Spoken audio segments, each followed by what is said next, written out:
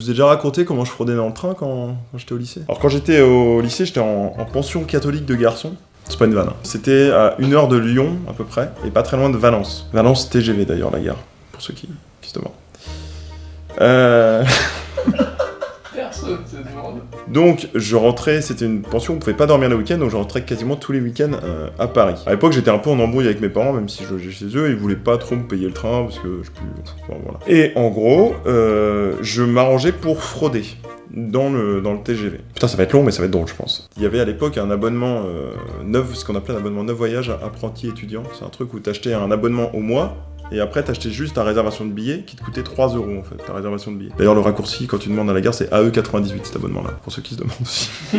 Donc c'était un train direct de Paris à Valence TGV, et c'est des trains de 2 étages là. C'est où tu peux pas descendre comme ça, c'est vraiment 2 étages. Donc il y avait plein de techniques. Au début j'étais novice, il y a la technique valise. Tu sais, le compartiment valise qui est au bout des wagons.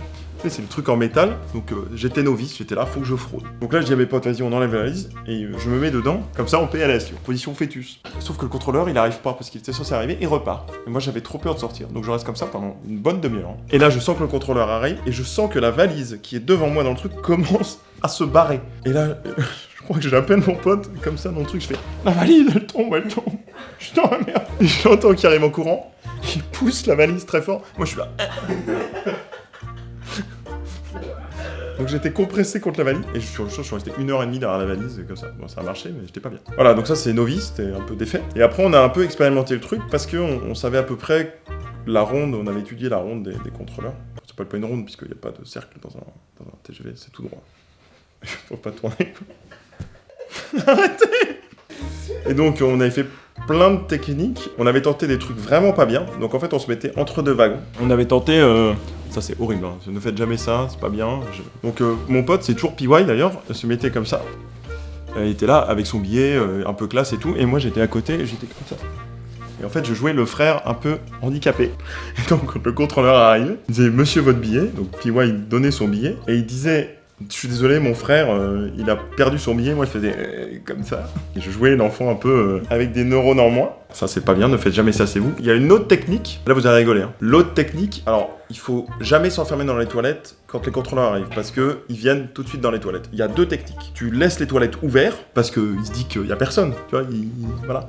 Ça marche très bien, et tu te mets derrière au fond, comme ça, sur les toilettes, debout au fond, et tu te dis, il va pas ouvrir, il ouvre jamais. L'autre technique, elle est plus fourbe, c'est que tu te mets à 2 dans les toilettes.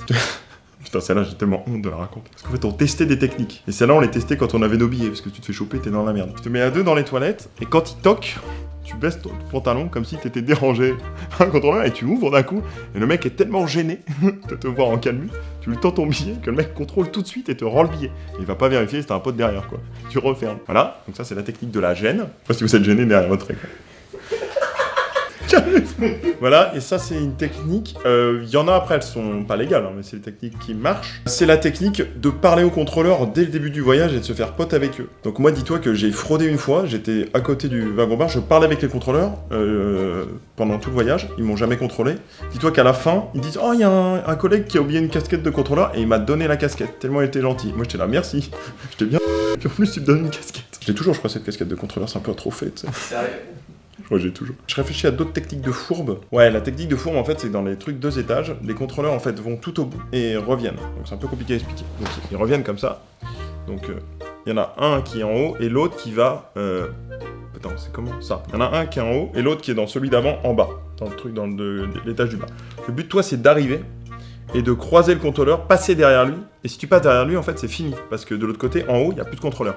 Donc si tu dis pardon, il te laisse passer, c'est bon, t'es pas contrôlé. Ça c'est pas bien, je vais prendre un poste de la SNCF là, non? Mec, pas bien. Et s'il te dit, je veux votre billet, tu fais non mais je suis en bas avec votre collègue. Et donc là il te fait oui, allez-y. Sauf que tu fais semblant de descendre, tu remontes et tu repars là-bas et tu te fais pas contrôler. Sauf que bien sûr, ça arrive souvent que le mec te suspice, comment on dit? Te suspicionne. Du coup, au bout d'un moment, on avait peur de se faire suspicionner.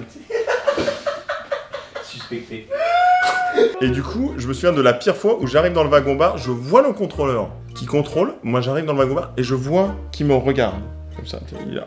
toi, t'as pas ton billet. Et sauf que moi, je ne le regarde pas, parce que je me dis, si je le regarde, il va me dire, votre billet, monsieur. Parce qu'on m'appelle monsieur dans le TGV aussi. Et du coup, je le croise comme ça, j'arrive, et je regarde tout droit, et je fais genre, je connais quelqu'un derrière le bar, et je fais, hé mec, j'arrive tout de suite, je vais prendre un café. Sauf qu'il y avait personne que je connaissais. Et le contrôleur, j'ai dû être crédible, parce que là, c'est pas du tout crédible. Hein.